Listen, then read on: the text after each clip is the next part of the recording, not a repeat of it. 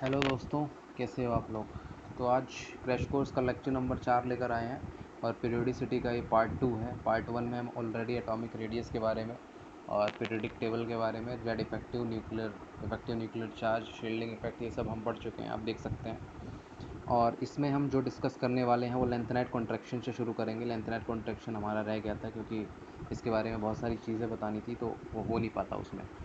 उसके बाद हम स्टार्ट करेंगे इनर्ट पेयर इफेक्ट और देन आपका आयनाइजेशन एनर्जी करके यहाँ तक करना है हमको, ठीक है। तो इस वीडियो में एंड तक बने रहिएगा, आपको बहुत सारी अच्छी अच्छी चीज़ें सीखने को मिलेंगी इसमें।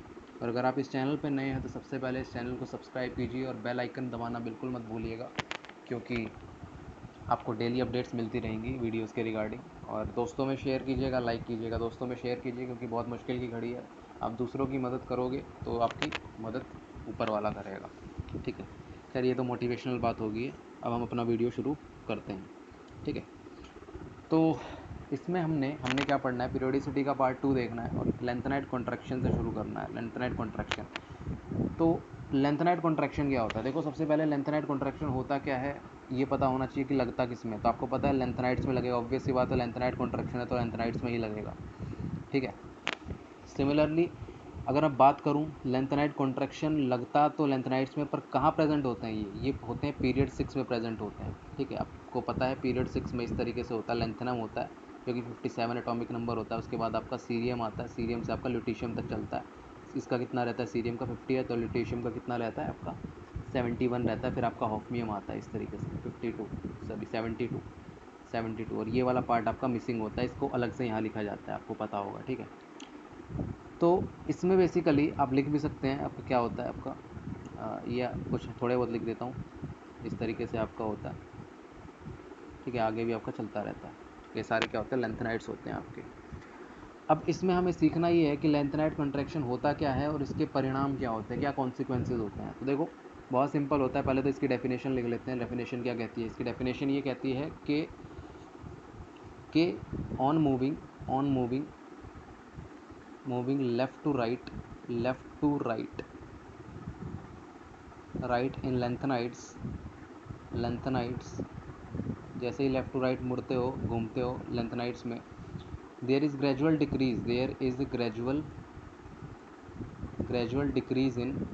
डिक्रीज इन एटॉमिक साइज़ या फिर एटॉमिक रेडियाई या फिर एटॉमिक साइज़ भी बोल सकते हो, atomic radii, due to poor shielding of f orbital.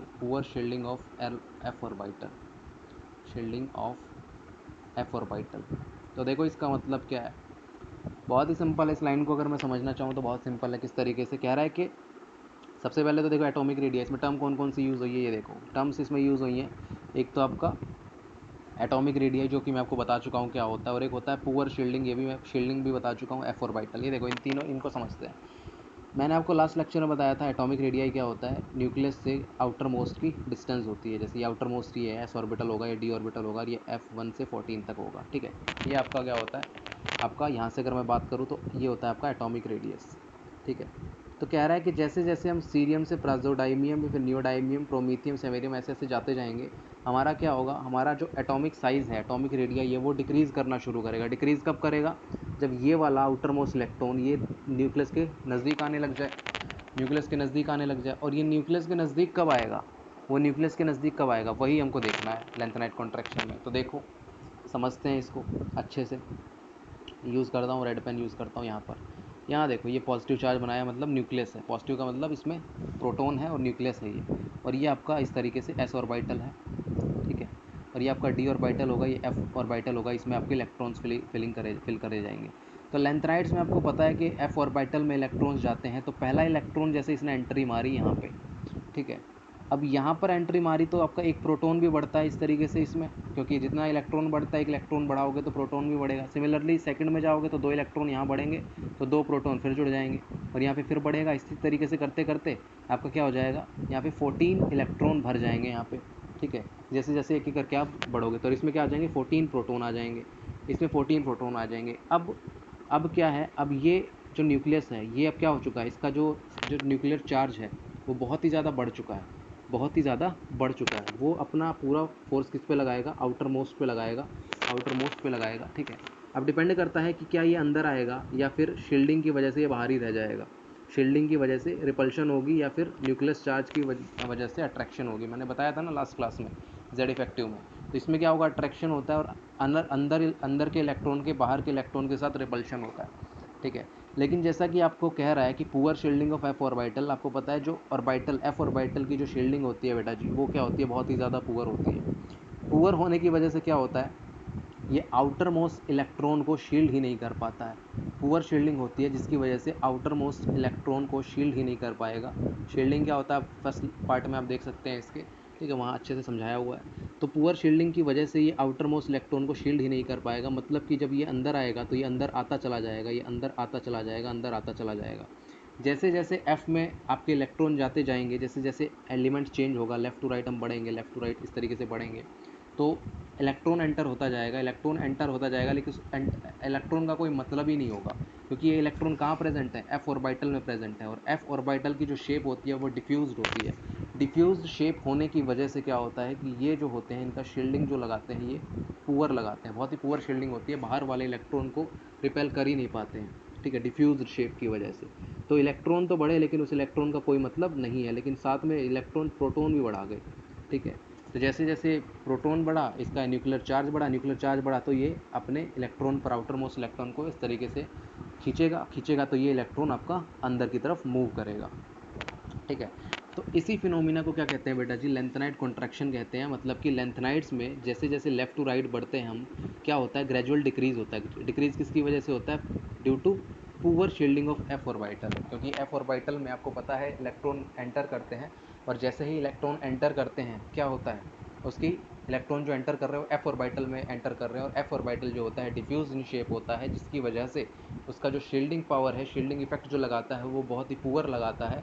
और इन 14 इलेक्ट्रॉन की वजह से न्यूक्लियस में 14 प्रोटॉन और बढ़ गए हैं। 14 प्रोटॉन का मतलब है इसका न्यूक्लियर चार्ज जो है बहुत ज़्यादा बढ़ चुका है, और वो अब more effectively outer most electron को, ये क्या है, आउटर मोस्ट इलेक्ट्रॉन पर अपना चार्ज जो है लगा सकते हैं, और ये अब धीरे धीरे अंदर आते रहते हैं। जैसे जैसे आपका, जैसे न्यूक्लियस में आपके 4 प्रोटॉन बढ़े तो बढ़ता रहेगा इस तरीके से, इलेक्ट्रॉन पे और लगाएगा आउटर मोस्ट इलेक्ट्रॉन पे, फिर 6 प्रोटॉन हो जाएंगे, फिर इलेक्ट्रॉन पे और ज़्यादा लगाएगा, फिर आपका 8 प्रोटॉन हो जाएंगे तो इलेक्ट्रॉन को और लगाएगा। कहने का मतलब है, अगर मैं बात करूं जैसे कि सीने पर ये करते हैं इस तरीके से, ठीक है, ये 3 का अगर मैं बात करूं, और भी ले लेते हैं, ये ले लेते हैं, ठीक है, इस पर ले लेते हैं। तो मान लो पॉजिटिव चार्ज है, ये आपका आउटर मोस्ट इलेक्ट्रॉन है, ये आपका सीरियम की बात करें, और यहाँ पे आपकी किसकी बात कर ले, प्राजियोडाइमियम की बात कर लेते हैं, और इसके यहाँ पर क्या कर लेते हैं, यहाँ पे सपोज सब सेमेरियम की बात कर लेते हैं, ठीक है। तो यहाँ पर भी होगा, यहाँ पर भी होगा, यहाँ पर भी होगा। ये एफ ऑर्बिटल आपको पता है, ये एफ ऑर्बिटल है, ये एस ऑर्बिटल है, ये एस ऑर्बिटल है, ये एस ऑर्बिटल है, ठीक है। अब आपको पता है इस पे सीरियम पे आपका एक इलेक्ट्रॉन जैसे ही एंटर करेगा, इसमें एक प्रोटॉन बढ़ जाएगा, इसमें एक इलेक्ट्रॉन एंटर करेगा, लेकिन ये इलेक्ट्रॉन एफ ऑर्बिटल में है जो कि डिफ्यूज्ड है, तो इसका क्या है, ओवरऑल प्रोटॉन बढ़ गया है, चार्ज बढ़ गया है, तो ये इस पर लगाएगा, तो ये कुछ इस तरीके से आ जाएगा। ये थोड़ा इधर है, जैसे इधर है ना, तो ये थोड़ा सा अंदर आ जाएगा इस तरीके से, ठीक है, इस तरीके से आ जाएगा, ये इस तरीके से।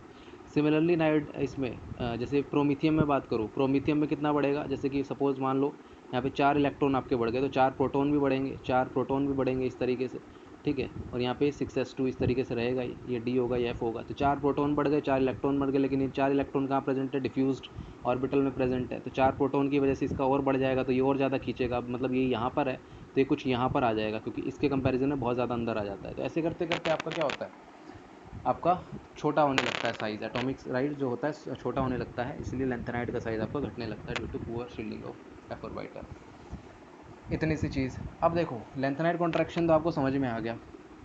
अब आपको बात करनी है किसकी, कॉन्सिक्वेंसेस की बात करनी है, कॉन्सिक्वेंसेस की, ठीक है। तो देखो कॉन्सिक्वेंसेस में क्या होता है, जैसे मैं आपको ले चलता हूँ कहाँ पर, आपको ले चलता हूँ मैं पीरियोडिक टेबल में जो कि मैंने आपको करवाया था यहाँ पे। अब पीरियोडिक टेबल में ध्यान से सुनना, मैं यहीं पे बता देता हूँ आपको, तो अपने नोट्स खुद बनाते रहिएगा इसमें। और जैसे कि है, अब यहाँ पर क्या है, देखो स्कैंडियम का और इट्रियम का, ये इट्रियम है, स्कैंडियम और इट्रियम का हमने साइज़ नापा, आपको पता है टॉप टू बॉटम। अगर मैं बात करूँ, इसको मैं पहले रब कर देता हूँ, सभी को मैं रब कर देता हूँ ताकि आपको सीखने में आसानी रहेगी। इसको मैंने कर देता हूँ इस तरीके से, रब कर देता हूँ ताकि अच्छे से आपको समझा पाऊँगा मैं। तो देखो देखो इसके कॉन्सिक्वेंसेज बढ़ रहे हैं, तो कॉन्सिक्वेंसेज यहीं भी बता देता हूँ मैं, कॉन्सिक्वेंसेज ऑफ लेंथेनाइट कॉन्ट्रैक्शन क्या होते हैं। देखो टॉप टू, अगर मैं बॉटम की बात करूँ, टॉप टू बॉटम की, तो आपको पता है कि साइज़ क्या होता है, साइज़ जो होता है इंक्रीज़ होता है, इंक्रीज़ होता है, ठीक है। साइज़ इंक्रीज़ होने की वजह से क्या होता है, देखो स्कैंडियम और इट्रियम की बात करूँ, ये 3D है, ये 4D है आपका, 4D है, ठीक है, ये 5D है, 6 पीरियड है ना, ये आपका यही क्या था आपका लेंथेनाइट्स का मतलब पीरियड था, ये लेंथेनाइट वाले पीरियड थे, यहाँ पर कहीं लेंथेनाइट्स होंगे आपके। अब इसमें देखो बात करते हैं स्कैंडियम इट्रियम का साइज़ बिल्कुल सेम, मतलब नीचे आएंगे तो ऑब्वियसली बात है इट्रियम का ज़्यादा होगा स्कैंडियम से, और उसके बाद लेंथेनम का ज़्यादा होगा, ठीक है, यहाँ तक तो ठीक था। अब लेंथेनम के बाद आपको पता है कि यहाँ पर क्या आने लगे, 14 एफ ब्लॉक एलिमेंट्स आ गए हैं, जिसकी वजह से यहाँ पर लेंथेनाइट कॉन्ट्रैक्शन शुरू हो जाता है। मतलब अब टाइटेनियम का साइज़ जो होता है, टाइटेनियम का साइज़ जो होता है ज़िरकोनियम से क्या होता है, छोटा होता है, बिल्कुल सही बात है, होना भी चाहिए, टॉप टू बॉटम साइज़ जो होता है इंक्रीज़ करता है। लेकिन अगर मैं बात कर रहा हूँ बेटा जी आपकी किसकी, ज़िरकोनियम और हॉफनियम की, तो ऐसा एक्सपेरिमेंटली पाया गया कि ज़िरकोनियम का जो साइज़ होता है ऑलमोस्ट हॉफनियम के बराबर होता है, ऑलमोस्ट हॉफनियम के बराबर होता है।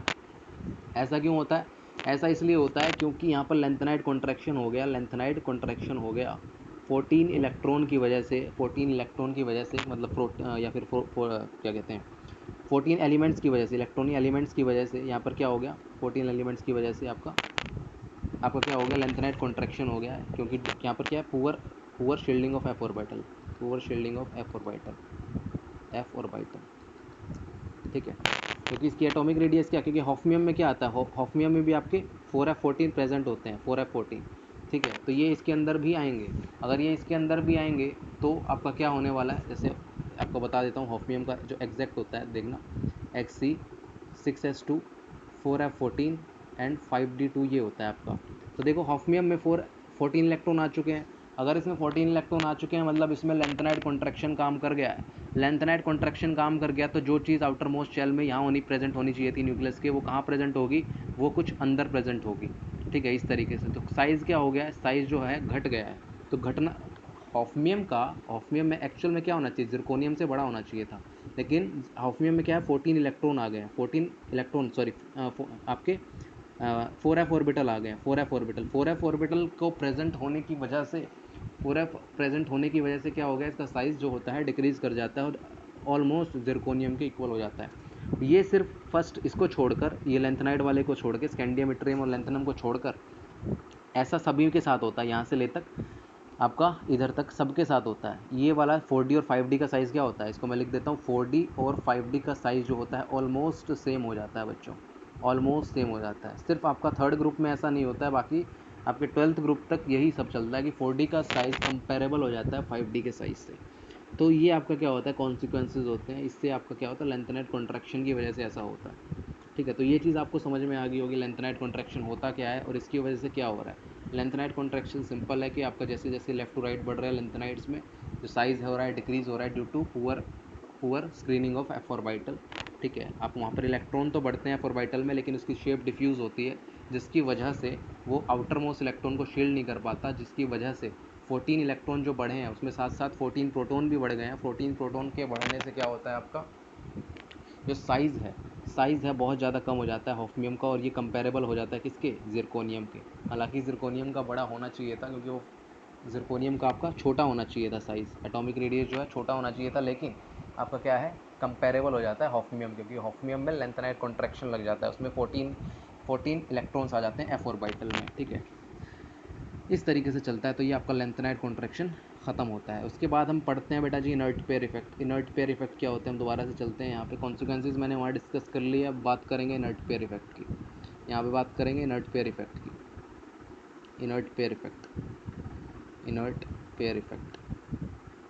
तो देखो इनर्ट पेयर इफेक्ट समझने के लिए क्या करते हैं, सबसे पहले कोई भी, पहले तो ये देख लो कि लगता किसमें, ये पी ब्लॉक एलिमेंट्स में लगता है, पी ब्लॉक एलिमेंट्स में लगता है, ठीक है।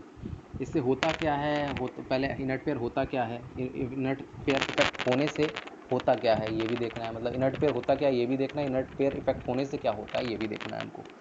तो इतनी चीज़ के बाद मैं आपको एक चीज़ और बता दूँ, वो चीज़ जैसे कि मैं यहाँ पे लिख देता हूँ, ये आपका होता है बैंगन आलू गाजर इन थैला, ये होता है आपका इस तरीके से, ठीक है। इसकी वजह से होता क्या है देखना, अगर मैं बात करूँ ये ऑक्सीडेशन स्टेट कितनी होती है, ये देखो 13th ग्रुप की है तो इसमें +3 ऑक्सीडेशन स्टेट इसमें कॉमन होती है, ठीक है, +3 ऑक्सीडेशन स्टेट कॉमन होती है। किस तरीके से कॉमन होती है देखिएगा, जैसे इसका क्या होता है 2s2 2p1 होता है, 2s2 2p1, ठीक है, तो ये पॉजिटिव चार्ज होगा यहाँ पे आपका इस तरीके से होगा, ये इस तरीके से होगा, इसको ऊपर लिखता हूँ थोड़ा, इस तरीके से पॉजिटिव चार्ज है ये आपका, इस तरीके से ये आपका ऐसे है, ये 2p होगा, ये p वाला होगा, ये आपका s वाला होगा, ठीक है, यहाँ पर आपका क्या है 1s होगा, 1s2, ठीक है। तो यहाँ से क्या होता है, यहाँ पर 2 इलेक्ट्रॉन प्रेजेंट होते हैं 2 में, यहाँ पर 2 इलेक्ट्रॉन प्रेजेंट होते हैं, तो ये क्या करता है, ये वाला इलेक्ट्रॉन यहाँ पर क्या होता है देखना ध्यान से, ये वाला इस तरीके से होता है ऐसे, ये एक इलेक्ट्रॉन ऐसे प्रेजेंट होता है और ये इसमें 2 इलेक्ट्रॉन प्रेजेंट होते हैं। तो इसमें क्या होता है, एक इलेक्ट्रॉन एक्साइट कर जाता है p ऑर्बिटल में और क्या बना लेता है, इस तरीके से बना लेता है, इस तरीके से, और यहाँ पर s ऑर्बिटल में एक इलेक्ट्रॉन रह जाता है, ये p है आपका, ये s है, ठीक है, इस तरीके से आपको यहाँ पे पॉजिटिव चार्ज न्यूक्लियस है।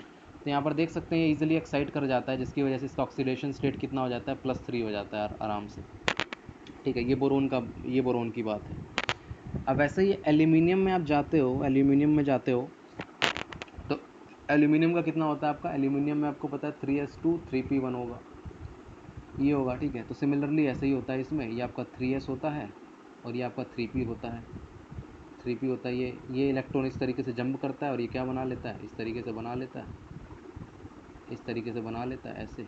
तो देखो देखो ये क्या हो गया, इसका इजीली एक्साइटेशन हो रहा है, ये एस ऑर्बिटल है ना, एस से इजीली एक्साइट हो रहा है, क्यों, क्योंकि यहाँ पर एस ऑर्बिटल प्रेजेंट है, जो कि अच्छे से इसकी शील्डिंग पावर बहुत ज़्यादा अच्छी होती है, ठीक है, शील्डिंग पावर अच्छी होती है तो ये शील्ड कर लेता है आउटर मोस्ट इलेक्ट्रॉन को, ठीक है।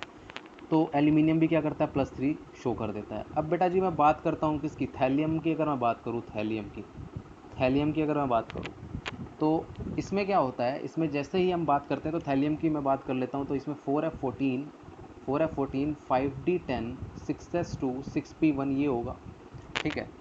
अब देखो अभी तक तो इसमें क्या हो रहा था, अभी तक इसमें हो रही थी शील्डिंग, अभी तक तो क्या हो रही थी, शील्डिंग हो रही थी, शील्डिंग की वजह से क्या हो रहा था, ये इलेक्ट्रॉन जो था इजीली एक्साइट कर जा रहा था और आपका ये इलेक्ट्रॉन था इजीली एक्साइट कर जा रहा था। लेकिन अब क्या होगा, ध्यान से देखना, जैसे कि ये पॉजिटिव चार्ज बनाया मैंने, एफ ऑर्बिटल बनाया, एफ ऑर्बिटल के बाद आपका क्या होगा, इस तरीके से होगा, जैसे 6s2 ये होगा, ये आपका जैसे जैसे जैसे ये बना लेता हूँ 6s2, इसको थोड़ा और ऊपर बनाता हूँ, इसको और ऊपर बनाता हूँ ताकि मेरे को स्पेस मिल जाएगा।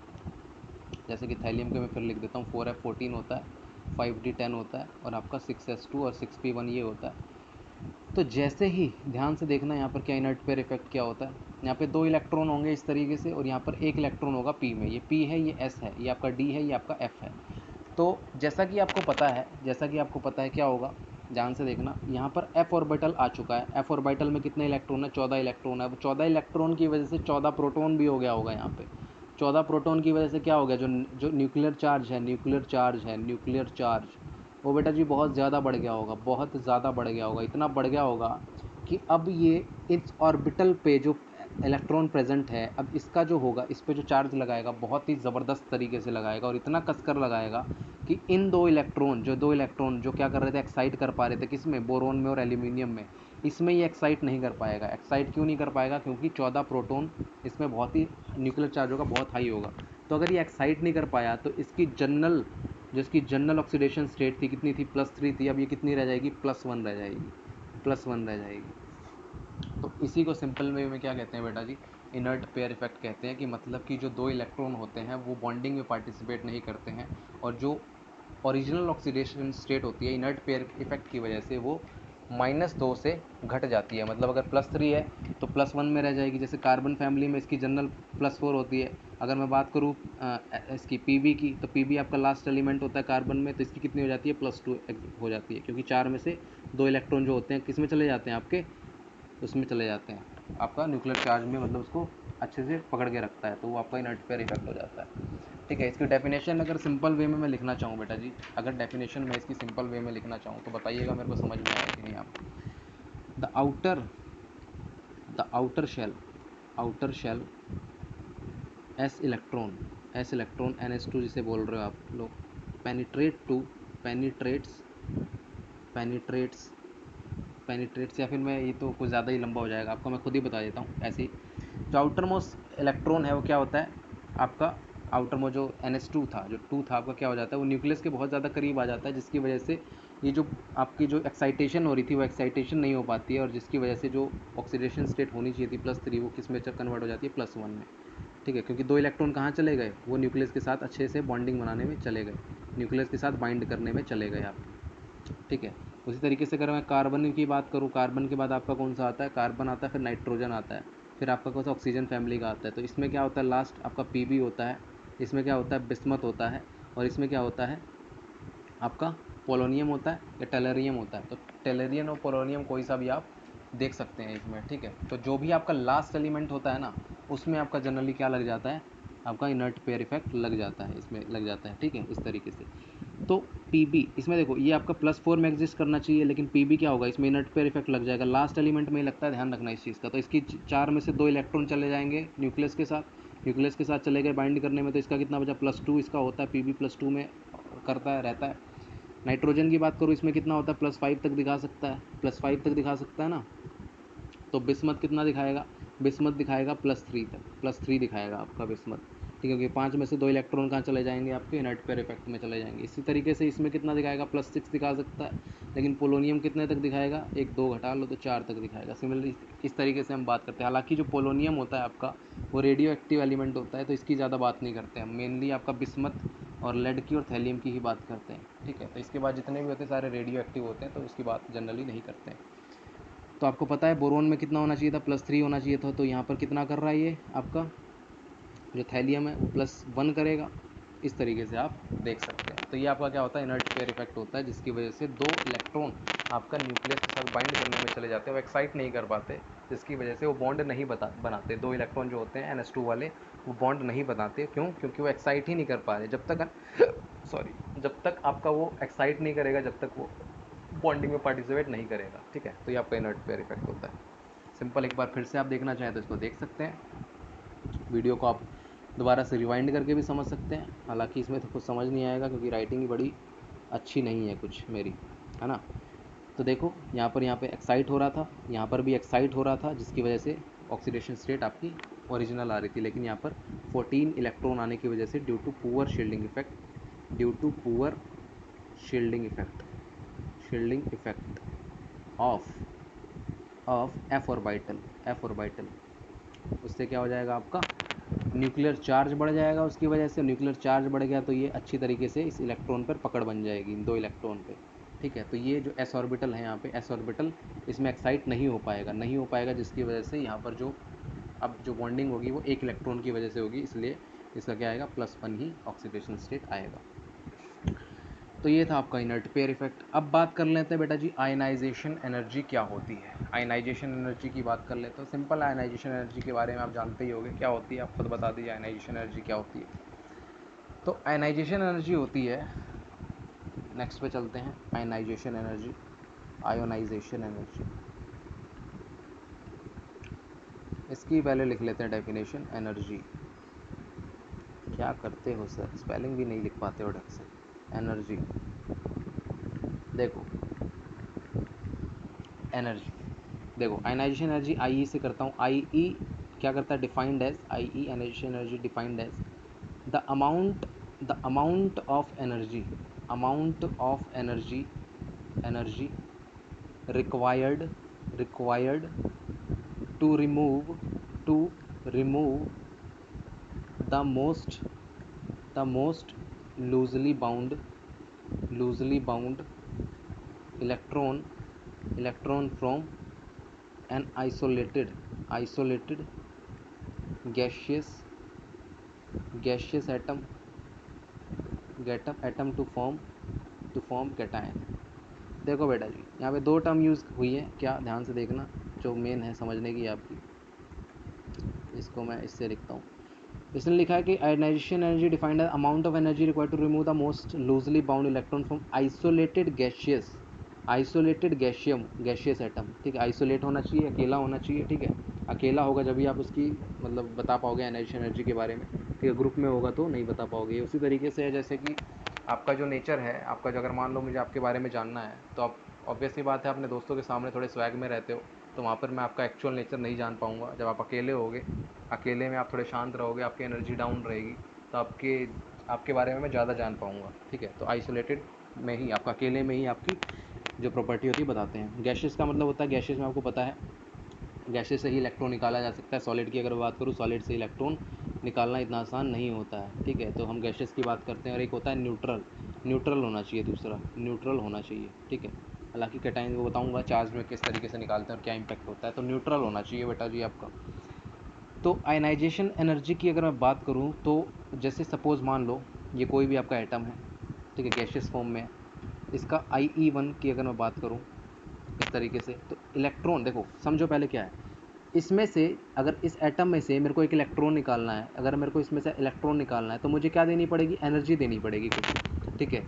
वो एनर्जी लेने के बाद, वो इलेक्ट्रॉन एनर्जी लेने के बाद क्या कर जाएगा, वो मतलब वो निकल जाएगा उसमें से निकल जाएगा आपका इस तरीके से, इलेक्ट्रॉन निकल गया, ठीक है। अब देखो अब इलेक्ट्रॉन निकलना है कि नहीं निकलना है वो डिपेंड करेगा, वो बहुत सारे फैक्टर्स पर डिपेंड करेगा, उसकी भी बात करूँगा। फिलहाल आयनाइजेशन एनर्जी ये होता है कि कोई एनर्जी हमने दी, वो इलेक्ट्रॉन निकल गया, तो जो एनर्जी दी इलेक्ट्रॉन निकालने के लिए वही आपकी क्या है, आयनाइजेशन एनर्जी है। जो इलेक्ट्रॉन निकालने के लिए हम एनर्जी दे रहे हैं that is your ionization energy. अब वो ज़्यादा होगी कम होगी उसके बारे में हम ही देख लेंगे हम लोग, कैसे होगी क्या नहीं होगी, ठीक है।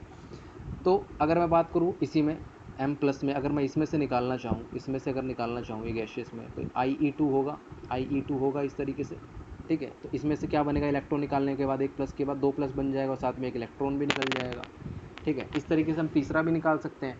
तो इसी टाइप को क्या क्या कहते हैं हम लोग, IE1, ऐसे ही IE2 भी निकाल सकते हैं, IE2 M2+ से, ठीक है। इससे निकालेंगे तो यहाँ पे इलेक्ट्रॉन बन जाएगा, यहाँ पे M3+ बन जाएगा इस तरीके से, ठीक है।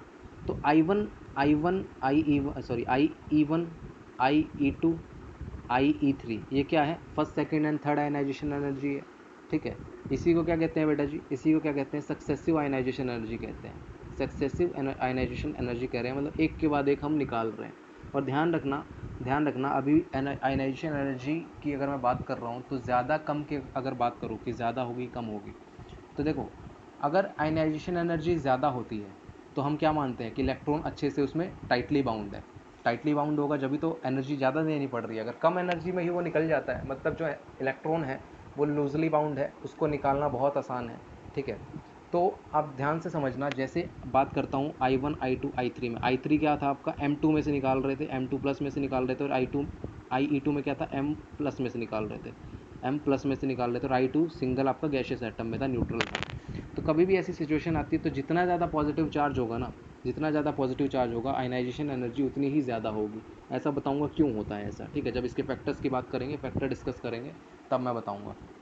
तो इन जनरल आप लिख लो, in general successive ionisation energy में ये जो इस तरीके से लिखो आप, सक्सेसिव आयनाइजेशन एनर्जी में हमेशा क्या, M2+ हमेशा ज़्यादा होगा M+ से, और M जो होगा वो हमेशा इनसे कम ही होगा, जो न्यूट्रल होगा कम होगा, ठीक है। तो जितने भी सक्सेसिव आयनाइजेशन एनर्जी, जैसे I4 भी निकालते, IE4, तो IE4 में M3+ का क्या हो जाता है, ज़्यादा हो जाता है M2+ से, ठीक है। जैसे जैसे आप आयनाइजेशन एनर्जी आप आगे बढ़ोगे ना, जैसे जैसे निकालते जाओगे तो वो आपका बढ़ता ही जाएगा, ठीक है। तो इससे ही आपके कहते हैं सक्सेसिव आयनाइजेशन एनर्जी। दूसरे की हमेशा पहले से क्या होने वाली है, ज़्यादा ही होने वाली है। तीसरे की दूसरे से ज़्यादा होने वाली है, चौथे की तीसरे से हमेशा ज़्यादा होने वाली है, हमेशा है, हमेशा, ऑलवेज़। जो बाद वाले की है, बाद वाले की हिंदी में लिख दूंगा मैं, बाद वाले की पहले वाले से आयनाइजेशन एनर्जी क्या होगी, हमेशा ज़्यादा ही होगी। लिख लो इसको, बांध लो अपने दिमाग में, ठीक है। इस तरीके से रहता है, ये आपकी आयनाइजेशन एनर्जी होती है, ठीक है। इस स्पेक्ट्रा से आप डिटरमाइन कर सकते हो इसको, ठीक है। किसमें, किलो जूल पर मोल में इसको देखा जाता है, किलो जूल पर मोल में, या फिर कैलोरी पर मोल में देख लो इसको, ठीक है। या फिर इलेक्ट्रॉन वोल्ट में भी देखा जाता है इसको, ठीक है। इस तरीके से अब बात करते हैं बेटा जी factors influencing ionisation energy, factors influencing ionisation energy, ठीक है। देखो देखो मैं बात करता हूँ साइज़ ऑफ एटम को किस तरीके से करेगा, साइज़ ऑफ एटम होगा वो 1 आयनाइजेशन एनर्जी होगा। आयनाइजेशन एनर्जी मतलब जितना बड़ा साइज़ आयनाइजेशन एनर्जी उतनी ही कम। इसलिए कहते हैं बेटा जी कि जैसे हम टॉप टू उसमें जाते हैं, टॉप टू बॉटम जाते हैं और लेफ़्ट टू राइट जाते हैं, लेफ़्ट से राइट है पीरियोडिक टेबल की बात करूँ, और ये क्या है, टॉप से बॉटम है।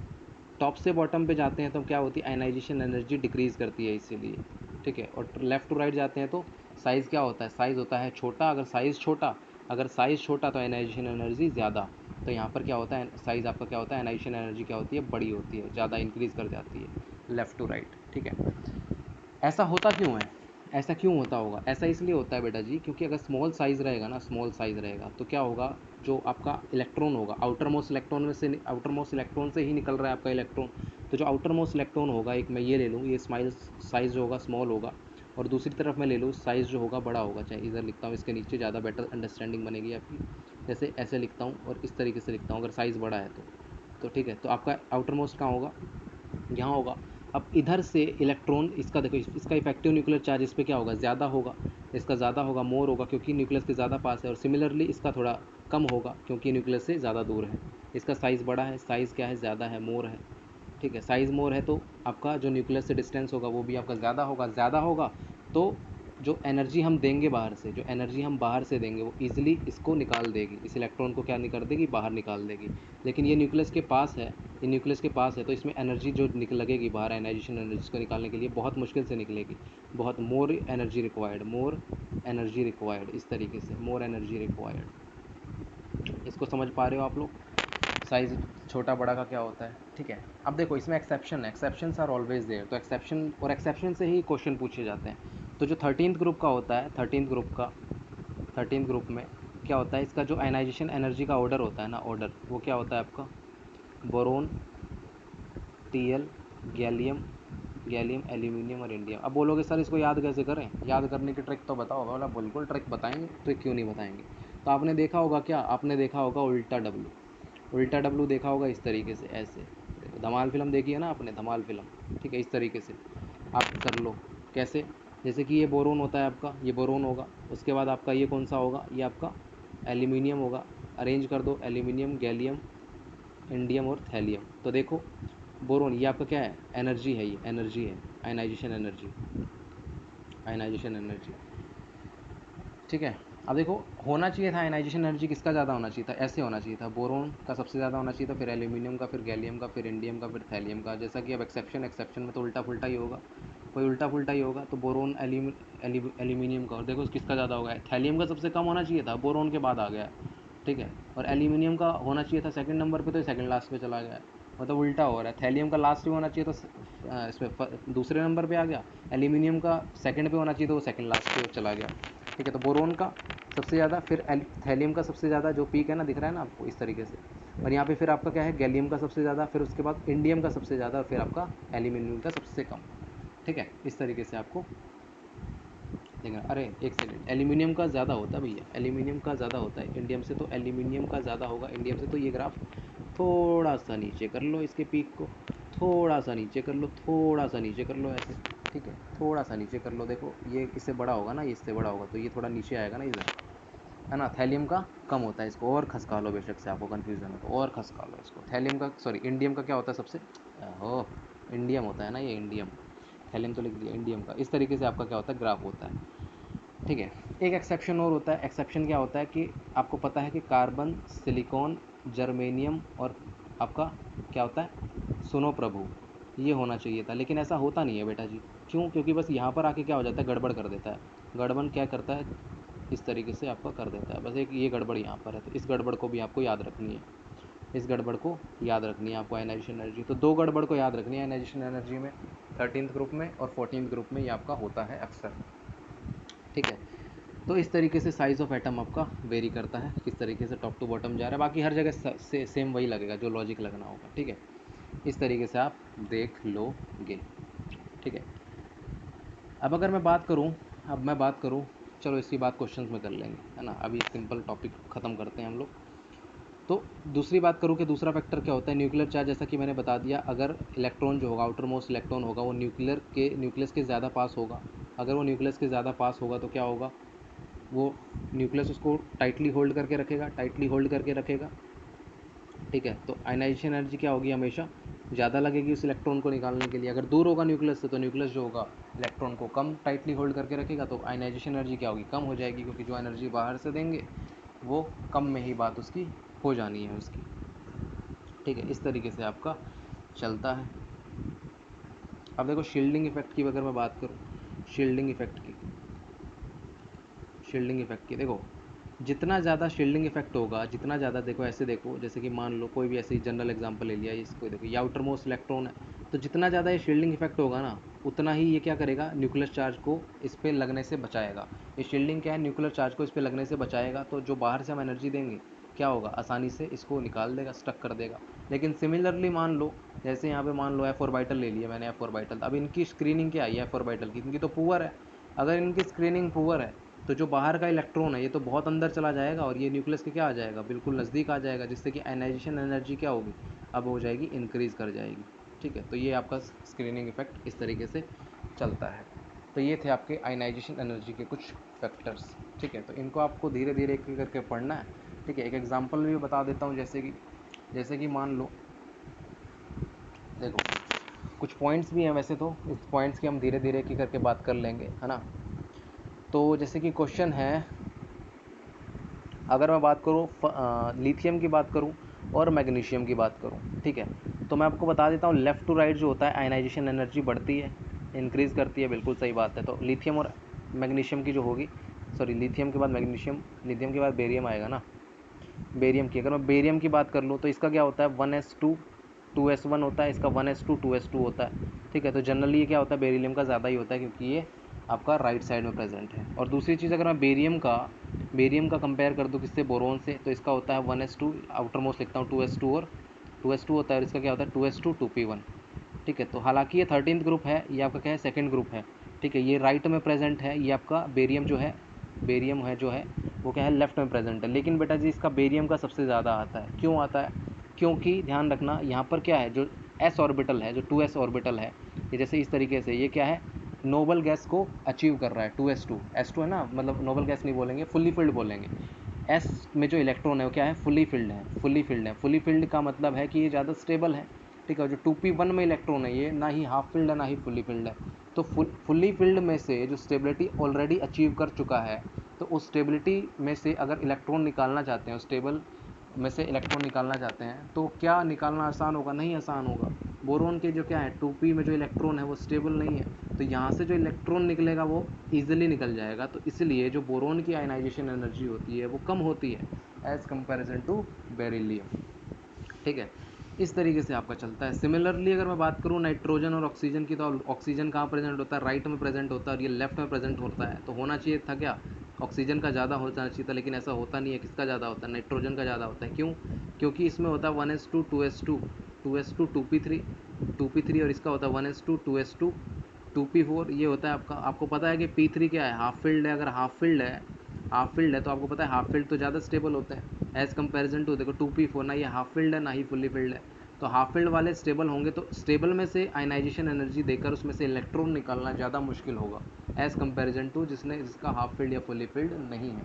तो नाइट्रोजन का इसलिए ज़्यादा हो जाता है due to half filled orbital. ठीक है, हाफ फील्ड जो है स्टेबिलिटी को अचीव कर लेता है, वहाँ से आयनाइजेशन एनर्जी देकर इलेक्ट्रॉन निकालना मुश्किल होता है। ठीक है, अगर मैं बात कर लूँ बेटा जी किसकी, बेरियम की और ऑक्सीजन की अगर मैं बात कर लूँ, ठीक है, तो इसका भले ही 1s2 2s2 हो, आप बोलोगे कि सर 1s2 जो 2s2 है ये तो स्टेबिलिटी अचीव कर चुका है, और ये 1s2 2s2 2p4 है, इसका बताओ सर। तो आप हमेशा क्या करोगे, ऑक्सीजन को हमेशा ज़्यादा ही करोगे। क्यों करोगे, भले ही इसका इलेक्ट्रॉनिक कॉन्फ़िगरेशन क्या है, ये स्टेबिलिटी अचीव कर चुका है, लेकिन ये स्टेबल नहीं है, लेकिन फिर भी ऑक्सीजन का क्या है, ज़्यादा ही होगा। आपको एक चीज़ ध्यान रखनी है, जो आयनाइजेशन एनर्जी है ना, वो हमेशा किस में कंपेयर करनी है, stability unstability, half filled unfilled, जितने भी चीज़ें हैं ना, मैं दोबारा से रिपीट कर रहा हूँ, बहुत इंपॉर्टेंट लाइन है, लिख लेना इसको अपने आप खुद से, कि जो भी मैं बता रहा हूँ हाफ फील्ड हो या जो फुल्ली फील्ड हो या हाफ फील्ड हो, कुछ भी ऐसा हो, वो हाफ फील्ड फुल फील्ड का कंसेप्ट है ना, बस एडजेसेंट वालों में चलेगा, एडजेसेंट वालों में, जैसे कि बेरिलियम बोरोन में चल जाएगा, नाइट्रोजन ऑक्सीजन में चल जाएगा। ठीक है, यहाँ पर इस तरीके से चल जाएगा। लेकिन अगर मैं बात करूँ कि बेरिलियम का अगर मैं दूसरे के साथ करवाऊँ, जैसे कार्बन के साथ करवाऊँ, तो वो पॉसिबल नहीं है। ठीक है, तो कार्बन ही जीतेगा, फिर कार्बन ही जीतेगा। अगर आपने एक एलिमेंट भी बीच में छोड़ दिया, तो जो राइट में है वो राइट वाला हमेशा डोमिनेट करेगा, भले ही वो आपका जो लेफ्ट में प्रेजेंट है वो फुल्ली फिल्ड क्यों ना हो। ठीक है, तो बेरिलियम और कार्बन में भले ही इसका 2s2 2p2 हो, फुल्ली फिल्ड भी नहीं है हाफ फील्ड भी नहीं है, लेकिन इसका हमेशा ज़्यादा ही होगा एज़ कंपेरिजन टू बेरिलियम। तो ये चीज़ें आपको ध्यान रखनी है आयनाइजेशन एनर्जी में। तो आज के लेक्चर में सिर्फ इतना ही पढ़ेंगे। और आप अगर ये वीडियो आपको पसंद आई है तो दोस्तों के साथ शेयर कीजिएगा और लाइक सब्सक्राइब करना तो बिल्कुल मत भूलिएगा, ठीक है। तो अगर आपको ये पसंद आई है तो कमेंट भी कर दीजिएगा, अगर कुछ चीज़ समझ नहीं आई है तभी भी कमेंट कर दीजिएगा, ठीक है। तो आज के लिए इतना ही, मिलते हैं अपनी नेक्स्ट वीडियो में जिसमें आप पीरियोडिक टेबल को ख़त्म कर देंगे और उसके बाद देखेंगे प्रीवियस ईयर्स को क्वेश्चन और इस चैप्टर को आप वाइंड अप कर देंगे। तो अभी के लिए धन्यवाद।